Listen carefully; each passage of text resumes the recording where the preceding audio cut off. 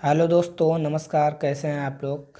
अच्छे हैं? यदि आप लोग अच्छे हैं तो मैं भी आप अपने माता पिता प्लस आपके बेहतर सपोर्ट से अच्छा हूं। दोस्तों, इस वीडियो में हम आपके लिए लाए हैं यूपी बोर्ड 2024।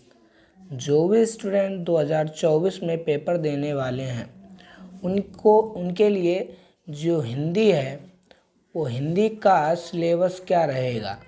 हिंदी का सिलेबस यदि आपको नहीं पता है कि मुझे कैसे पढ़ाई करना है तो आप सब व्यर्थ जाएंगे। तो इस वीडियो में हम आपके लिए लाए हैं कि यूपी बोर्ड 2024 में हिंदी का जो सिलेबस है वो आपको क्या क्या पढ़ना है और क्या क्या नहीं पढ़ना है और कैसे पढ़ना है। इसलिए वीडियो को पूरा देखें। वीडियो अच्छी लगे तो लाइक करें, चैनल पे नए हैं तो सब्सक्राइब ज़रूर कर लें, क्योंकि इस वीडियो से आप बहुत कुछ सीखेंगे। तो चलिए वीडियो स्टार्ट करते हैं। देखिए क्या है, आपका जो हिंदी का पेपर बनेगा वो दो खंडों में बटा होता है। दो खंड में पेपर आपका आएगा, एक खंड आ और एक खंड बा। ध्यान रखना दोस्तों, खंड बा और खंड आ। खंड यहाँ जैसे कि आप देख पा रहे हैं ये खंड आ लिखा है और खंड आ में केवल और केवल बहुविकल्पी प्रश्न आते हैं। आपको पता है आपका जो पेपर है वो 70 नंबर का बनता है। 70 नंबर में से 20 नंबर जो है आपके पूर्णांक जो 20 है वो बहुविकल्पी आते हैं, ठीक है। और 50 नंबर का लिखित वाला आता है, यानी कि वाक्यांश वाला आता है। तो आपको क्या क्या पढ़ना है, कैसे कैसे पढ़ना है, तो इस वीडियो में मैं आपको बताऊंगा। इसलिए वीडियो को स्किप मत कीजिए, ठीक है। वीडियो अच्छे लगेगा तो लाइक करें, चैनल पर नए हैं तो सब्सक्राइब जरूर कर लें। देखिए, सबसे पहले आपको बहुविकल्पी पढ़ना है। आपके सिलेबस में जितने भी बहुविकल्पी हैं उनको पढ़ लेना है। अब बहुविकल्पी में क्या क्या पढ़ना है, सबसे पहली बात है कि हिंदी गद्य के विकास का संक्षिप्त परिचय। हिंदी गद्य का जो विकास है उसका परिचय पूछना है। उसके परिचय से आपको 5 नंबर मिलेंगे, यानी कि 5 क्वेश्चन मिलेंगे उससे रिलेटेड, और एक क्वेश्चन 1 नंबर का होगा।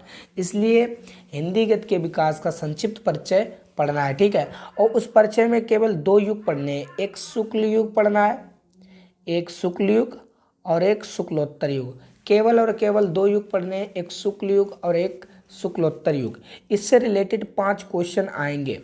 5 क्वेश्चन 5 नंबर के होंगे, ठीक है, बहुविकल्पी क्वेश्चन।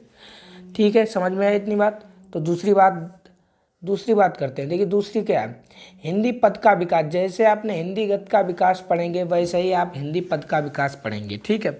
और हिंदी पद के विकास में आपको 2 चीज़ें पढ़ना है, एक रीति काल और एक आधुनिक काल। 2 काल पढ़ रहे हैं, रीति काल एवं आधुनिक काल। इससे भी रिलेटेड पेपर में आपको 5 क्वेश्चन मिलेंगे। 5 क्वेश्चन 1-1 नंबर के बहुविकल्पी मिलेंगे। देखिए यहाँ पर भी लिखा है कि 5 क्वेश्चन 1 नंबर का होएगा, तो प्रत्येक क्वेश्चन 1 नंबर का होएगा तो 5 क्वेश्चन 5 ही नंबर मिलेंगे आपको, ठीक है। तो ध्यान रखना है इस बात को। तो यहाँ से 10 नंबर आपके बहुविकल्पी हो जाएंगे, ठीक है। अब देखिए क्वेश्चन नंबर 3 में क्या है, काव्य सौंदर्य के तत्व। काव्य सौंदर्य के तत्व पूछता है आपके पेपर में। तो काव्य सौंदर्य के तत्व आपके 3 ही तो हैं, रस है, अलंकार है, छंद है। तो रस, अलंकार, छंद, तो ये पेपर में 1-1 नंबर के पूछे जाएंगे। 1-1 क्वेश्चन 1-1 नंबर का होगा। तो रस में आपको कौन कौन से रस पढ़ने हैं, क्या करना है उसमें, ये ध्यान रखना है। जैसे रस है, रस में आपको केवल 2 रस पढ़ने हैं, एक हास्य रस, एक करुण रस। 2 रस पढ़ने हैं, केवल हास्य रस और करुण रस।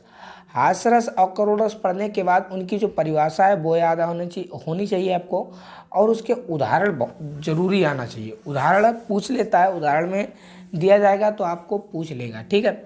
और उदाहरणों की पहचान करना बहुत ही ज़रूरी है कि कौन सा रस हास्य रस है या करुण रस है, इसकी पहचान करना बहुत ही ज़रूरी है, ठीक है। इससे रिलेटेड पेपर में एक क्वेश्चन आएगा 1 नंबर का। फिर दूसरी बात, अलंकार। अलंकार पढ़ना है आपको। अलंकार में क्या क्या पढ़ना है, अलंकार में अर्थालंकार पढ़ना है। और अर्थालंकार 3 प्रकार के हैं, उपमा अलंकार, रूपक अलंकार और उत्प्रेक्षा अलंकार। तो उपमा, रूपक, उत्प्रेक्षा इनको पढ़ लेना है, इनके लक्षण आने चाहिए और उदाहरण आना चाहिए, ठीक है। तो उपमा, रूपक एवं उत्प्रेक्षा, लक्षण एवं उदाहरण आना चाहिए। इनसे 3 अलंकार पढ़ेंगे जब, इनसे तो 1 नंबर का आपको पेपर में एक क्वेश्चन देखने को मिलेगा 1 नंबर का, ठीक है। तो ये काव्य संदर्भ के तत्व जो है 3, तो 3 से आपको 3 नंबर मिलेंगे 1-1 नंबर का, ठीक है। फिर बात करेंगे आगे question number 4। Question number 4 Hindi व्याकरण। अब हिंदी व्याकरण क्या क्या है? हिंदी व्याकरण 4 नंबर की आएगी, 4 नंबर की आएगी, ठीक है। एक क्वेश्चन 1 नंबर का, जैसे कि पहले में उपसर्ग, दूसरे में प्रत्यय, तीसरे में समास और चौथे में तद्भव तत्सम। तो उपसर्ग आपसे पूछ लेगा, कोई 4 ऑप्शन दिएगा और उसमें से बताओ कि उपसर्ग कौन सा है। तो उपसर्ग आपको ध्यान रखना है, आ से बनने वाला उपसर्ग अन, अधि, अप, अनु, उप, सह, निर, अभि, परि, सु, इनसे जितने भी बनने वाले उपसर्ग हैं वो याद रखिएगा, ठीक है। इनसे ये सब जिस शब्द के आगे लगे होंगे वो उपसर्ग कहलाएगा, ठीक है। और प्रत्यय, प्रत्यय का मतलब आप जानते हैं अच्छे से कि कोई भी शब्द जो है शब्द के पीछे लगकर एक नया शब्द बनाए। जैसे त्वा किसी के पीछे लग जाए तो बन जाएगा, जैसे महत्व त्वा पीछे लग गया तो कविता, ता पीछे लगा है तो प्रत्यय, पन पागलपन, तो ये सब प्रत्यय हैं, ठीक है। इनसे बनने वाले जो प्रत्यय हैं वो आपको याद रखना है, 1 नंबर का पूछा जाएगा, ठीक है।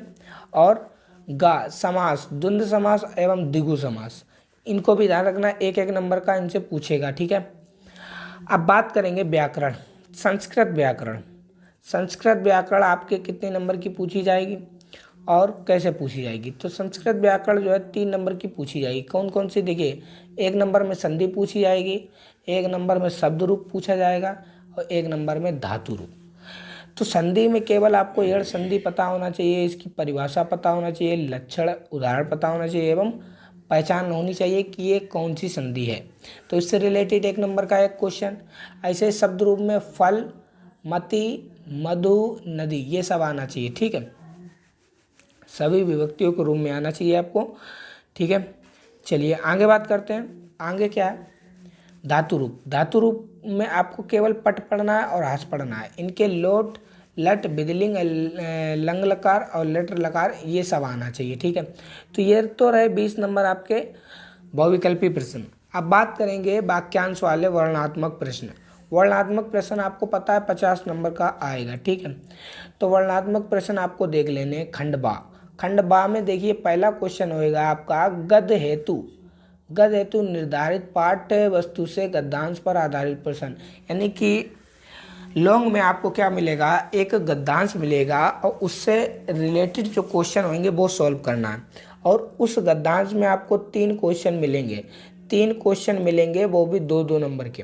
तो 3 दूनी 6, यानी कि आपको जो गद्यांश है, 2 गद्यांश दिए जाएंगे पेपर में, उसको एक को हल करना है। तो जब एक को हल कर लेंगे तो आपको 6 नंबर मिल जाएंगे, ठीक है।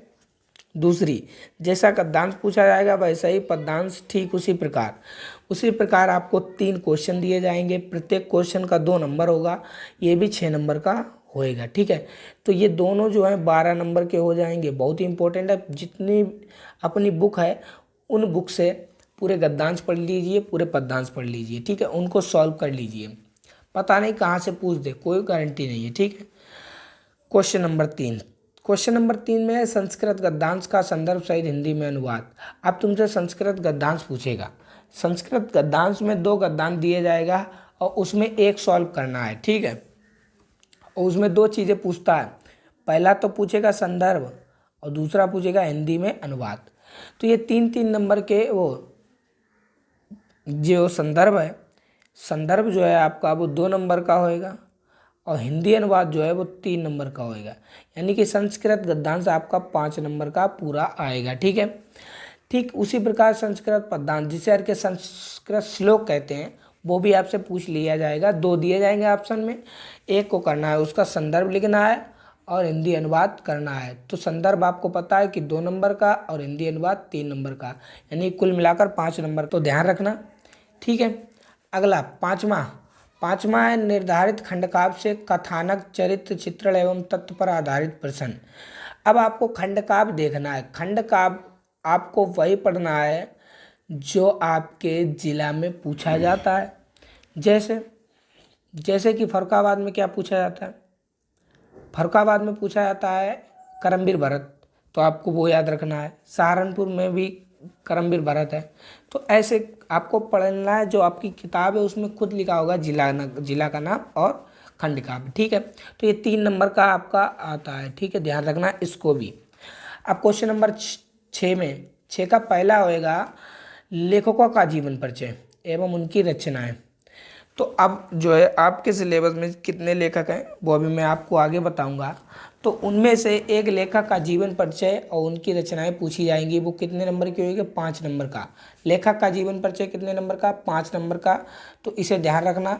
फिर खंड का में कवियों का जीवन परिचय, यानी कि एक कवि का जीवन परिचय लिखोगे और उनकी रचना लिखोगे तो आपको 5 नंबर ये मिल जाएंगे। तो 5 नंबर ये, 5 नंबर ये, 10 नंबर हो जाएंगे, ठीक है। क्वेश्चन नंबर 7, क्वेश्चन नंबर 7 में खंड का वो संस्कृत खंड के पाठ वस्तु से कंठस्थ कंठस्थ एक श्लोक लिखिए जो प्रश्न पत्र में ना आया हो। यानी कि आपको अब 2 नंबर का एक श्लोक याद रखना है जो आपको पेपर में पूछेगा, 2 नंबर का, ठीक है। वो कोई भी एक श्लोक याद रख लीजिए जो आपके पेपर में पूछे जाएंगे।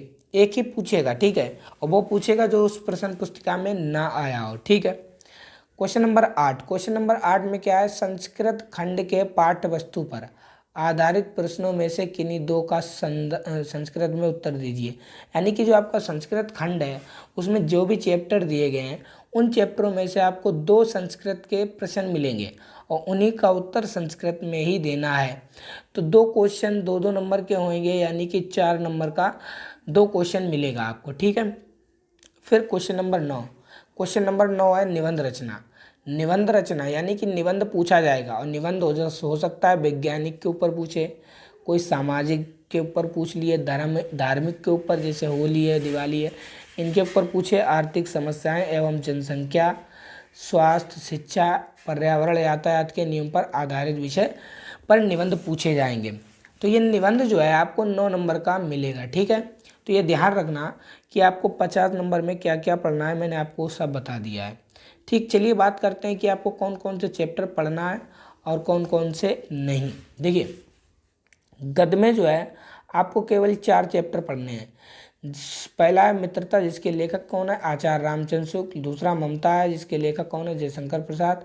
तीसरा भारतीय संस्कृत, जिसके लेखक राजेंद्र प्रसाद। और चौथा है अजंता भगवत सरल उपाध्याय। यानी कि आपको गद्यांश में इन्हीं 4 चैप्टरों से 2 गद्यांश पूछे जाएंगे और जो कि 6 नंबर का होगा, तो आपको पता है। तो 6 नंबर का इन्हीं 4 चैप्टरों से पूछा जाएगा। तो इन 4 चैप्टरों के जितने भी गद्यांश हैं उनको तैयार अच्छे से कर लीजिए, आपका 6 नंबर पक्का हो जाएगा, ठीक है। अब आगे बात करें काव्य हेतु, यानी कि पद। अब पद में कौन कौन से चैप्टर हैं? पद में तो बहुत ज़्यादा चैप्टर हैं। देखिए पद का जो पहला चैप्टर है, पद का पहला चैप्टर है सूरदास, और सूरदास का जो वो है पद, पद को ध्यान रखना है, ठीक है। तुलसीदास, तुलसीदास का कौन सा है? धनुष भंग, बनपथ पर, रसखान, अगले कवि रसखान, रसखान में सवय, कवित्व है, कवित्त। और बिहारी लाल, बिहारी लाल की भक्ति नीति है, ठीक है, ध्यान रखना। राम नरेश त्रिपाठी, राम नरेश त्रिपाठी का पाठ है स्वदेश प्रेम। मैथिली शरण गुप्त, मैथिली शरण गुप्त का कौन सा है? भारत माता का मंदिर है, ध्यान रखना। महादेवी वर्मा, महादेवी वर्मा है हिमालय से, ध्यान रखना। महादेवी वर्मा से क्या है? हिमालय से, ठीक है।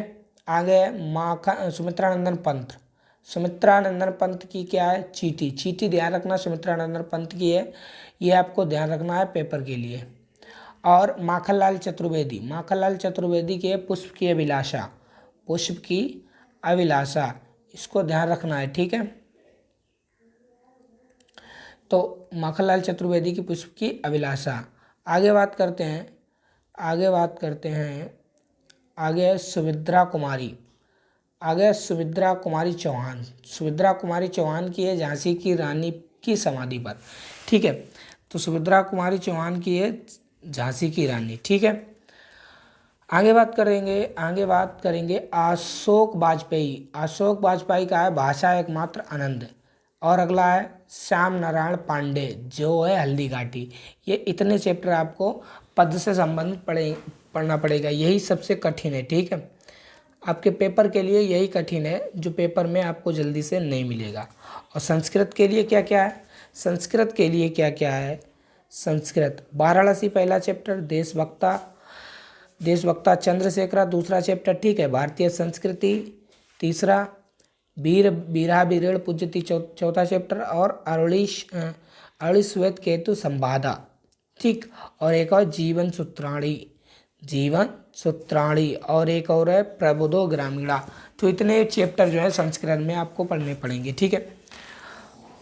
रही बात खंड काव्य, खंड काव्य में आप देख सकते हैं कि ये दिए गए हैं जिला बाय जिला, जैसे कि मुक्ति दूत कौन कौन से जिला में चलेगा, आगरा, बस्ती, गाजीपुर, फतेहपुर, बाराबंकी, उन्नाव, ठीक है। ज्योति जवाहर में मोहन प्रकाशन, सॉरी ये तो उनके लेखक हैं, और किसका प्रकाशन नगर कानपुर है, ठीक है। लेकिन ये ज्योति जवाहर चलेगा कहाँ, कानपुर में, प्रतापनगर, मिर्ज़ापुर, ललितपुर, रामपुर और गोंडा। तो ध्यान रखना जितने भी लोग यहाँ से हैं वो केवल ज्योति जवाहर पढ़ेंगे। और अग्र पूजा वाले प्रयागराज वाले अग्र पूजा पढ़ेंगे, आजमगढ़ वाले और मथुरा वाले, 3 जगह अग्र पूजा पढ़ाई जाएगी, ठीक है। मेवाड़ मुकुट बुलंदशहर में चलेगी, देवरिया में, बरेली में, सुल्तानपुर, सीतापुर, बहराइच। जितने भी लोग यहाँ से हैं वो मेवाड़ मुकुट पढ़ेंगे, ठीक है। अगला है जय सुभाष लखनऊ में है, सहारनपुर में भी यही चलेगा, ठीक है। फैजाबाद, बांदा, झांसी और हरदोई, जितने भी लोग यहाँ से हैं उनको केवल और केवल यही पढ़ना है, ठीक है। अगली बात करते हैं। अगला है मातृभूमि के लिए, ये कहाँ पर है, गोरखपुर में, मुरादाबाद, शाहजहाँपुर, लखीमपुर खीरी, मैनपुरी, मुजफ्फरनगर। जितने भी लोग यहाँ से हैं वो इनको पढ़ेंगे। और कर्ण कहाँ चलता है, अलीगढ़ में, जौनपुर, बलिया, हमीरपुर, एटा। जितने भी लोग यहाँ से हैं वो कर्ण को पढ़ेंगे, ठीक है।